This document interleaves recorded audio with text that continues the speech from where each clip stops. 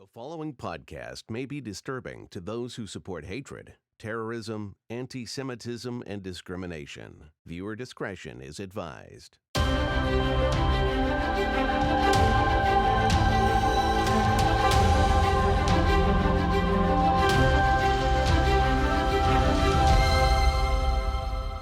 Hello, everyone, and welcome to the latest episode of How We Fought Against podcast. My name is Arsen Ostrovsky. I'm the CEO of the International Legal Forum. We have an amazing podcast for you today with a very, very special guest. We have today Rola Brentlin, who is the head of special projects at the Chelsea Football Club and also the spokesperson to club owner Roman Abramovich.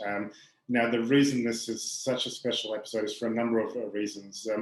One, we know that Chelsea is not only one of the biggest brands in the world, but certainly one of the most successful, one of the most popular sporting clubs, certainly in football clubs in UK.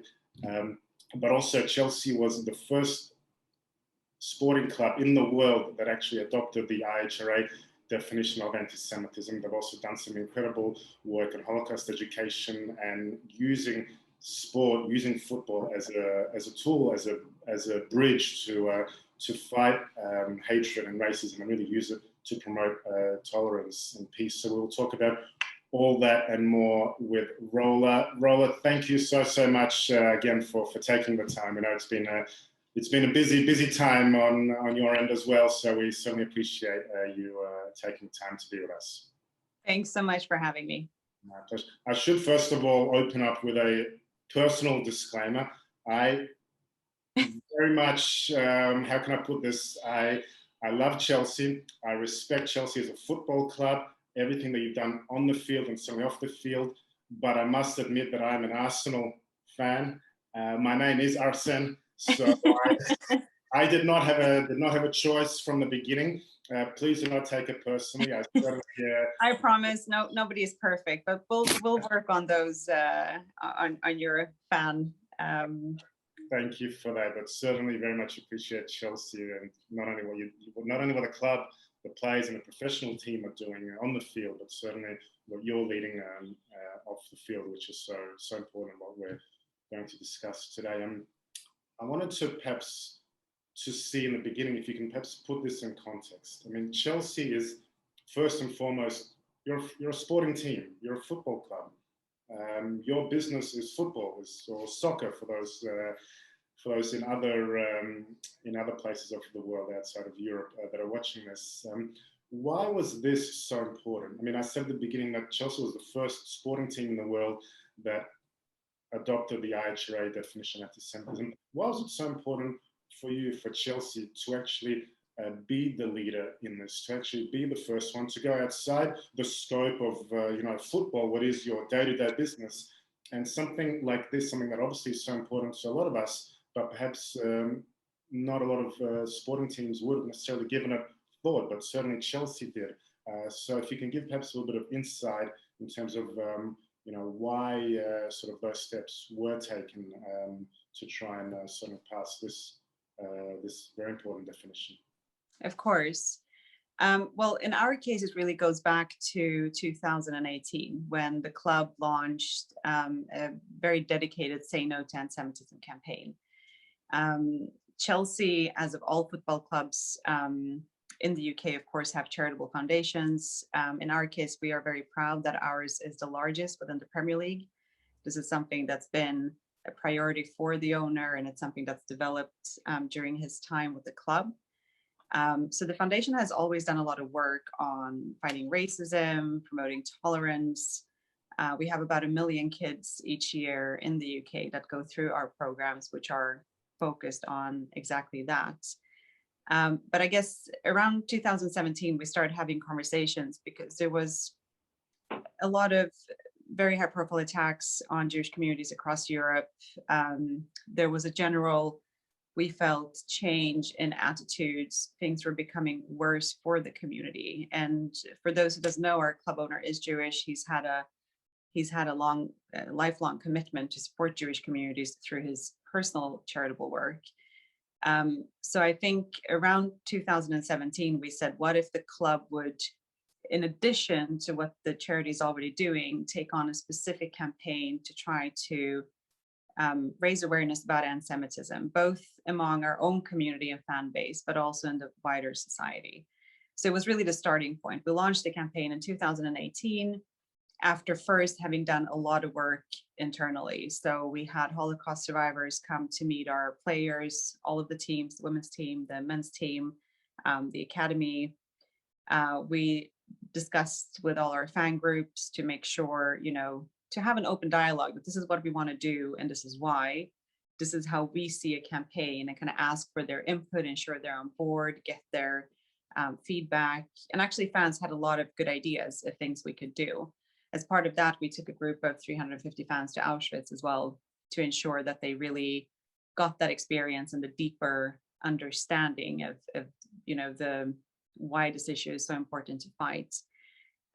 So once we launched the campaign, although a lot of people externally, there was some negativity in comments to us that, why are you doing this? This is going to be controversial. You're going to end up having to talk about Israel and these kind of things. And I have to say, we've seen the negativity that you're speaking about. Is that from internal within Chelsea or outside in the sporting community? No, outside. When we were just talking about launching this, there were some people who thought, this is risky, this is controversial. And I find that very upsetting that it's, by some viewed as controversial to tackle anti-Semitism. This is, it shouldn't be. But we went ahead and we have not had any backlash or any negativity really, neither from the players nor from our fans. I wanted to ask the response from within the Chelsea football team, both within the players themselves, who come certainly from a mixed backgrounds and from all over Europe and elsewhere, and within the professional team and the Chelsea fans. So you're saying there was a broad support. There wasn't really any noticeable pushback. Absolutely not. And I think, one has to recognize also that our players, as you say, have such mixed, such different backgrounds. They come from different cultures, different countries. For them, the idea of that somehow being a barrier to work together is just not like, for them, the normal state is it doesn't matter where you come from. We're here on the pitch. We work together for the same goal. It's very normal for them. It's in them to be tolerant, I think, because that's the rule of the game, right? And so we've never experienced anything negative. On the opposite, I've seen, I think it's quite amazing. There's always obviously a lot of podcasts and platforms, big social media accounts, totally dedicated to football, sometimes specifically to our club. They follow the games, how the team does, transfers, all of these things. And it's always football focused. And I think it's amazing that we've seen so many of these become ambassadors and talk about our issue, even on their podcast, inviting guests, come to our events. Before the lockdown, we had a lot of events in London with different charities that the owner supports, like the Imperial War Museum and their new Holocaust galleries and things like that, and really try to involve our fans in the broader work around these issues. The team also came to Boston. They played a friendly match with Mr. Kraft's team, New England Revolution. That was a response to the shooting in the Pittsburgh synagogue. We raised $4 million through that match to give back to the community. So the team has actually been involved in a lot of the activities. And I think that also shows the support that they ultimately showed for this campaign. So moving to IHRA, because we had this campaign, and as part of that, we also developed safeguarding materials and educational material for our stewards, for example. So the individuals who are at the stadium, making sure that there is no offense or violence. And we wanted to make sure that anti-Semitism is, a topic within that. So they know what to watch out for, how to react. And I think IHRA is just an additional tool because it really makes it crystal clear, what is an incident and what is not. And so for us, when we were approached by John Mann, he's the government advisor here in the UK on anti-Semitism, independent government advisor, I will say. And he really saw the opportunity to use football to try to bring more support for IHRA. And I always try to say that, anti-Semitism, it can't be up to the Jewish community to sort anti-Semitism. This is not fair. I think all of civil society has to get involved to make a difference. And football is such a big part of society.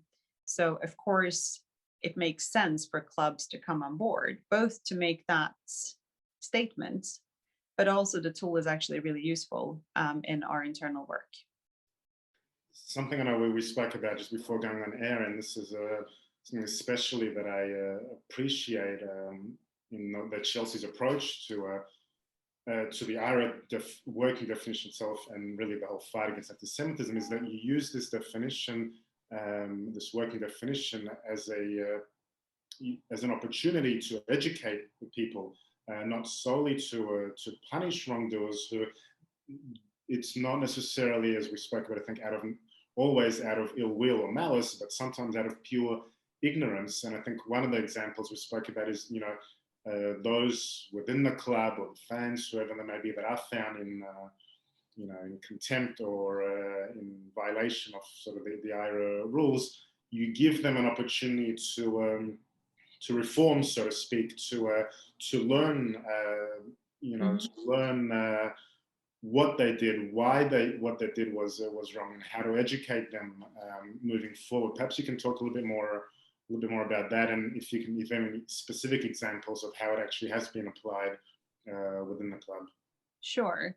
I mean, I think it's important to recognize anti-Semitism, racism. It doesn't stem in football. It doesn't come from, I wouldn't say that our fan base has any particularly problems, but sports and fans, it's a reflection of society, right? So if you have these problems in societies, you will find them within sports as well.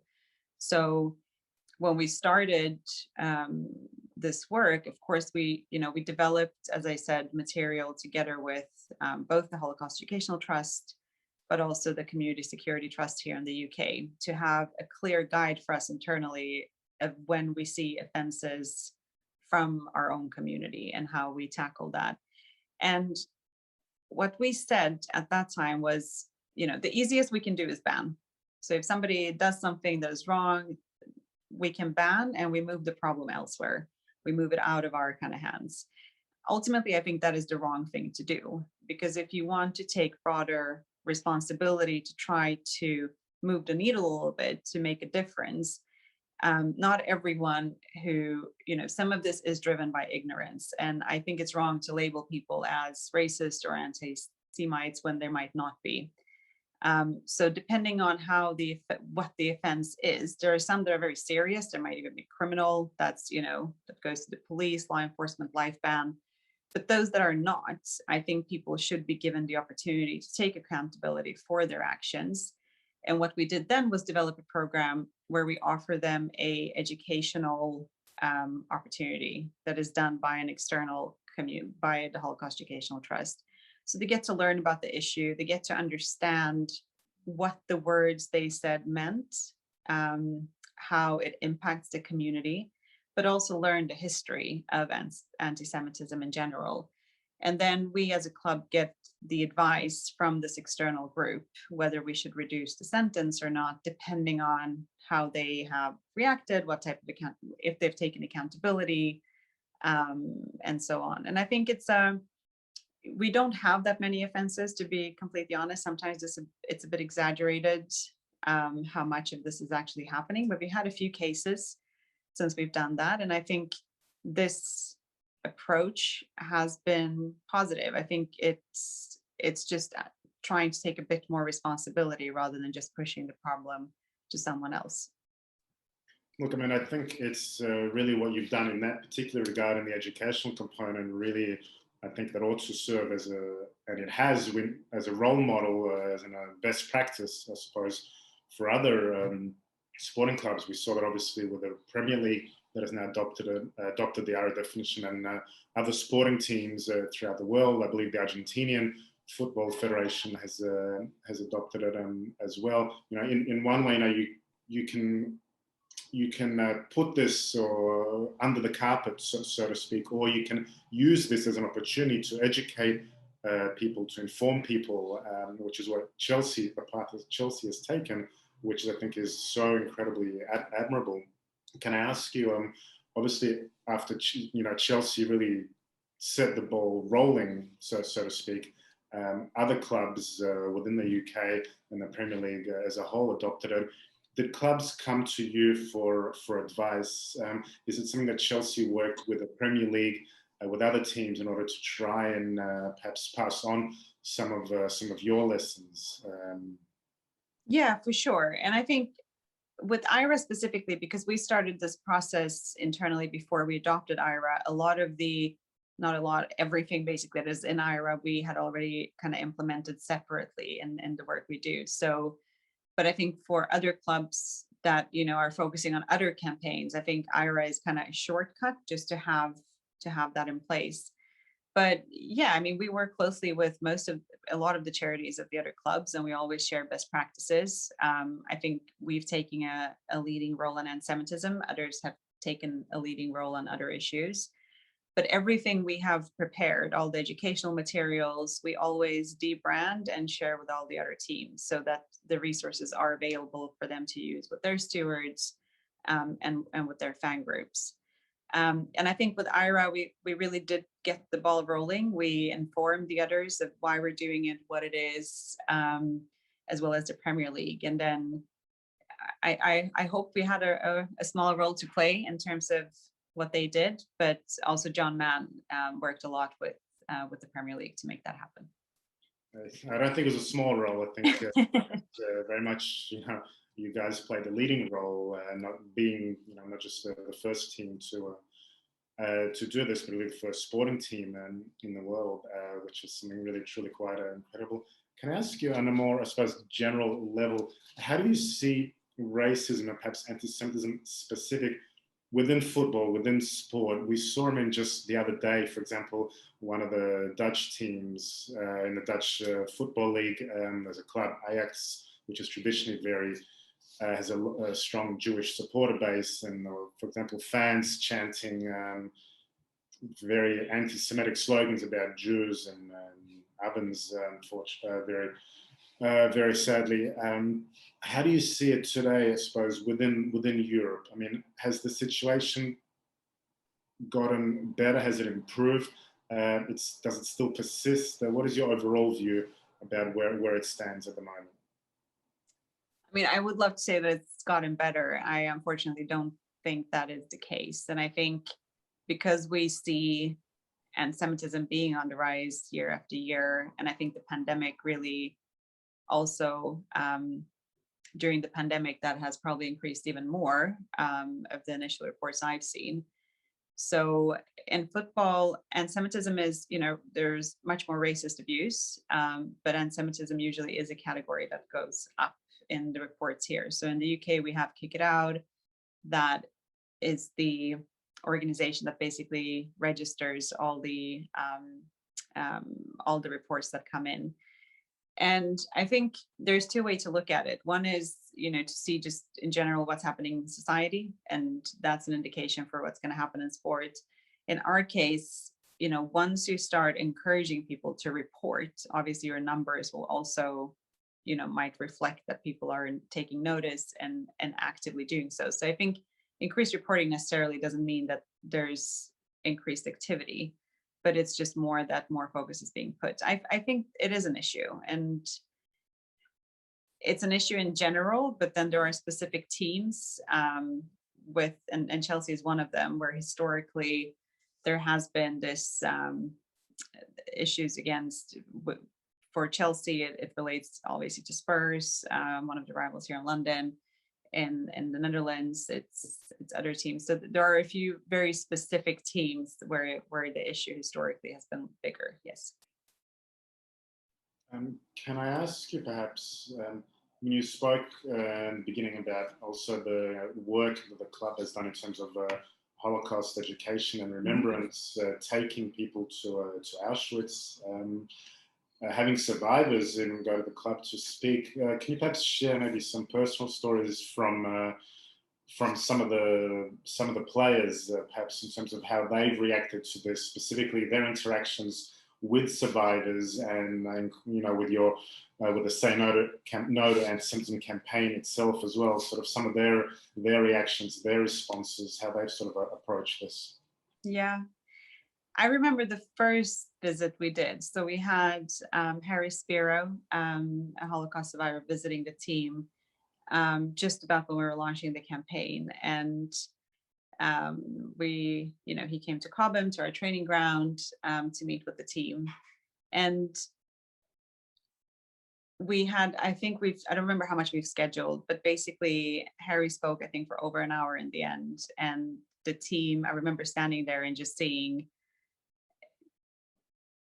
and some of them tears in their eyes, right? I mean, I think they were absolutely captured by this man and his story.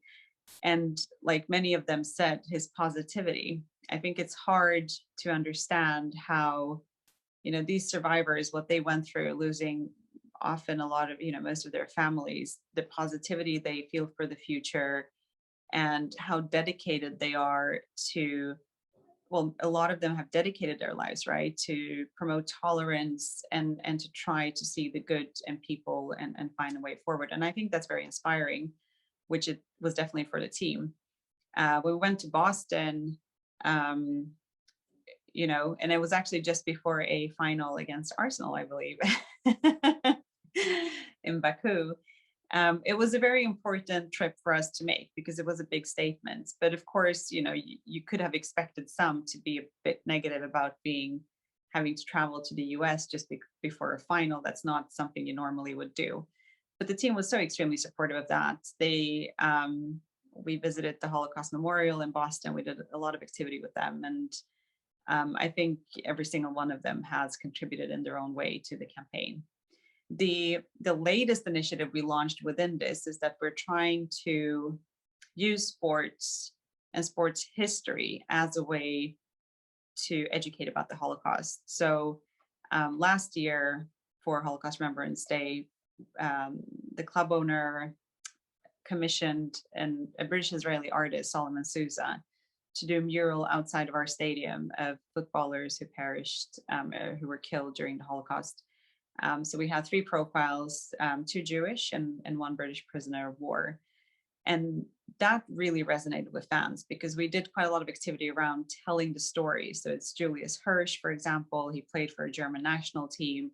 He was a top player in Germany. And came the Nazis, he was kicked out of his club and ultimately sent to Auschwitz to die. His grandson actually came to visit Stamford Bridge to see the mural live, and that was a very big moment. But I think those stories, and after that, Solomon has now developed with us a new exhibition called 49 Flames, which looks at an increased number of profiles from different sports disciplines, who are all Jewish, all extremely prominent in their field, national heroes, and then all murdered because they were Jewish.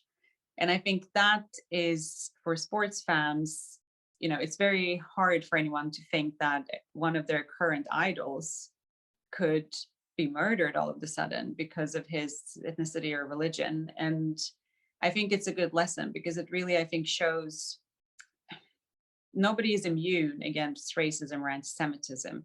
If we stand back, if we don't react, if we don't stop it, it can impact anyone. You're not protected no matter of your, you know, educational level or what you do or how you're, you know, perceived in society. And I think the stories of these extraordinary athletes really tells that in a good way. So this is something we hope to continue to find ways to tell the story about the Holocaust through the eyes of these athletes. That's incredible. I mean, I think the way you sort of expressed it, I think, in terms of telling these stories and allowing people to connect on a personal level, on a human level, on an emotional level, and, you know, to put whether themselves in that position or the current players is something that I think hits certainly a raw nerve and you know, allows people to sort of reflect on that much deeper. Tim, I wanted to ask you, I mean, again, you know, it takes a tremendous amount of leadership and quite courageous leadership at that to embark on something like this. I mean, this is certainly from the sounds of this, didn't happen overnight. This isn't just a one-off campaign. This is something that's very extensive, very thought out, very developed, which is quite incredible. And it's certainly due to efforts such as yourself. But I wanted to ask, perhaps also specifically, with respect to Mr. Abramovich, why is this so important? Certainly to him, he's been one of the leading voices on this, and obviously being so supportive and the driving force. Why is it so important for him personally, would you say? Well, I think, definitely the only reason that we have been able to do this campaign and do so much work is him, because both giving us the mandate to do so, but also obviously this is, it's a big investment in terms of money to do all these activities and continue doing them month after month, year after year. So it's really been under his leadership. I can't obviously comment on his kind of personal, why or why not. But if you look at the past 15, 20 years, he has dedicated a lot of his time to charity, a lot of his funds to charity. It's consistent with the work he does in Israel and Russia and elsewhere that, for him, it is important to give back to the community. He's a very recognized philanthropist. So I think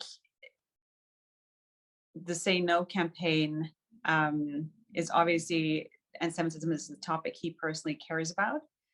And he's done a lot before this campaign to support that cause. I mean, he donates to causes like the ADL and World Jewish Congress, Jewish Agency. I mean, he does a lot of work outside of the club to support Jewish communities and to help the fight against anti-Semitism. I guess bringing the club on board was a way to say, well, what can we do beyond funds? What can we bring to the table more? And I guess what Chelsea brings, I think Chelsea has about 500 million fans, let's say, around the world, right? 100 million of those are on social media platforms. So if we can bring those platforms and allow organizations with expertise in anti-Semitism to make use of those platforms to pass a message, to educate, I think that's something we really wanted to do, and that's how the club can be utilized.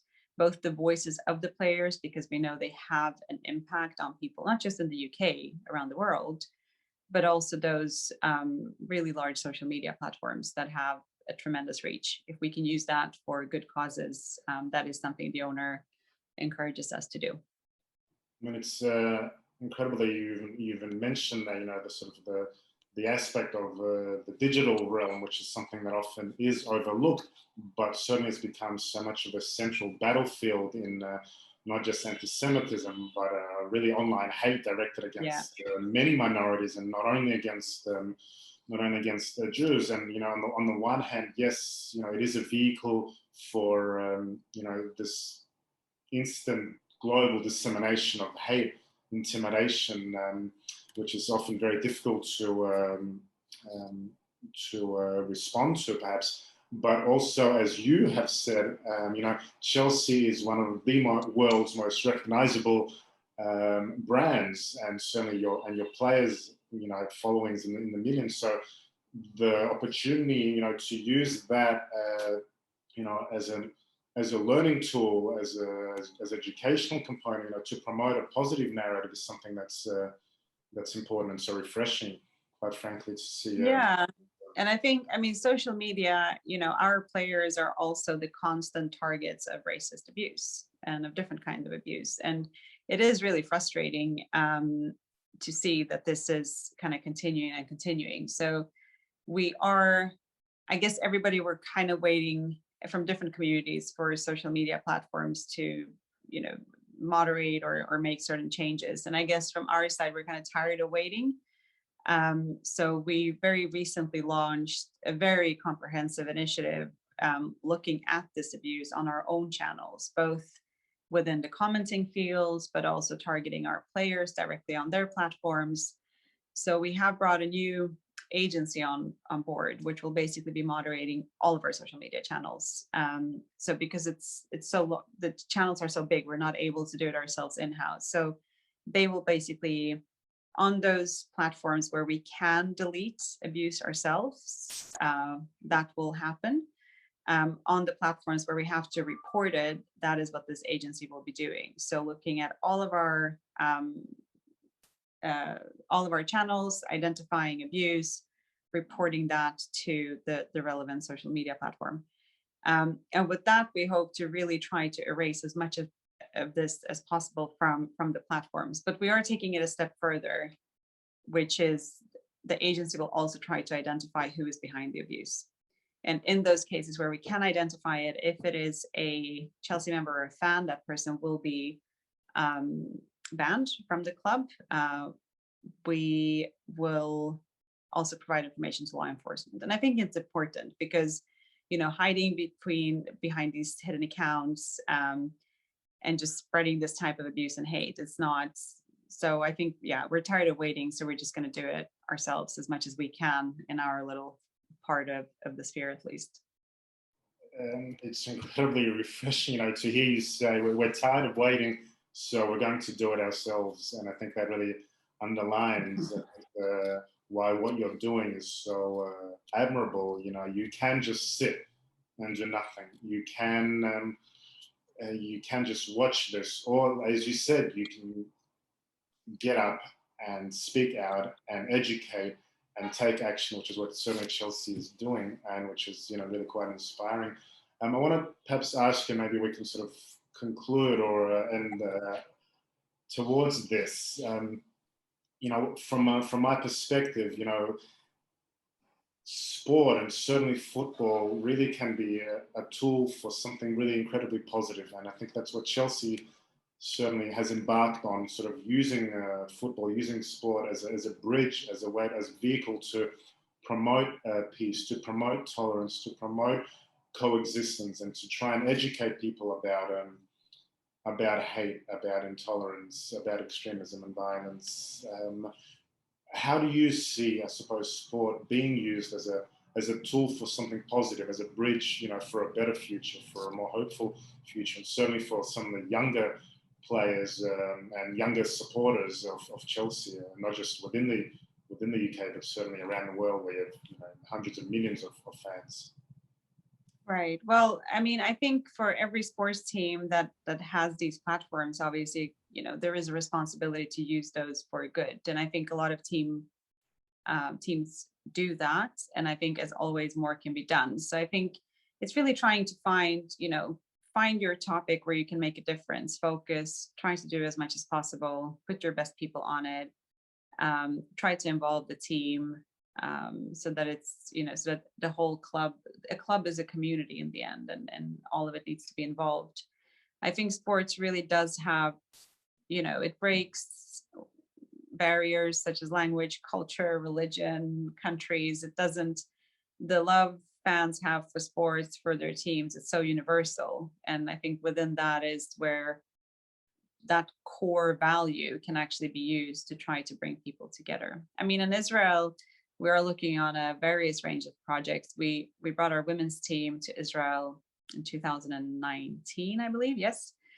And part of the activities they did when they were on the ground was bringing together Arab and Jewish girls to play football together. And it was really extraordinary to see, because some of these kids, they live in the same country, but they never actually meet because they go to different schools. They often speak different languages.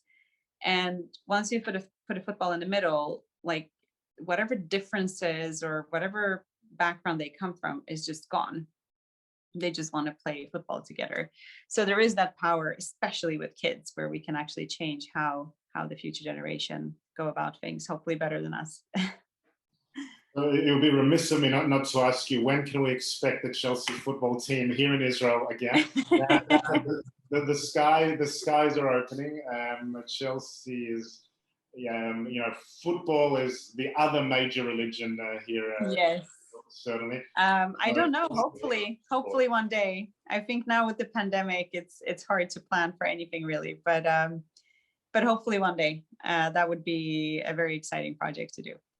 Well, rest assured, you certainly have a lot of fans here, a lot of supporters. Rola, just wanted to say, certainly on behalf of myself and the International Legal Forum, what a tremendous privilege it has been to speak with you and for you to provide us with your precious time and really, to shed light on the, incredible efforts that Chelsea have gone to in order to educate people about the importance of standing up to racism, about fighting anti-Semitism, and really using sport as a tool for something positive and something hopeful, which is really what Chelsea has done and really led the way in the sporting community. You've used your brand for something really incredibly good, incredibly positive. So thank you so much, certainly, for your time. Thank you. That's so kind of you. Thank you for those kind words. And thank you also for all the work you do. I appreciate you having me. Thank you so much. And to everyone else that's been watching us, please make sure to follow us on Facebook at the International Legal Forum. You can also follow our website, which is ilfngo.org, and you can be able to watch this podcast as well on YouTube, on Amazon Music, on Apple Podcasts, Spotify, Google Podcasts, and Podbean. There you go, Rola. We're trying to compete with Chelsea on social media. Not quite, but we're doing our best. But once again, thank you so much, really, for your time and everything that you're doing. We really thank you. Thank you. Bye. Bye.